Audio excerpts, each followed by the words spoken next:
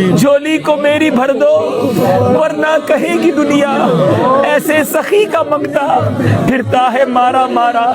मेरी लाज रख लो या गौस, मैं मुरीद हूँ तुम्हारा, मैं मुरीद हूँ तुम्हारा।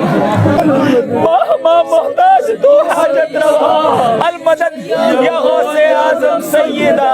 और जिन लोगों को ये अल्लाह के सिवा पुकारते हैं वो कोई चीज भी तो नहीं बना सकते बल्कि वो खुद बनाए जाते हैं। वो तो मुर्दा हैं बेजान, उनको तो ये भी मालूम नहीं कि उठाए कब जाएंगे। लोगों, तुम्हारा माबूद तो एक ही माबूद है। सो जो लोग आखिरत पर ईमान नहीं रखते उनके दिल इनकार कर रहे हैं और वो सरकश हो रहे हैं। ये जो कुछ छुपाते हैं और जो जाहिर करते हैं अल्लाह जरूर उसको जानता है।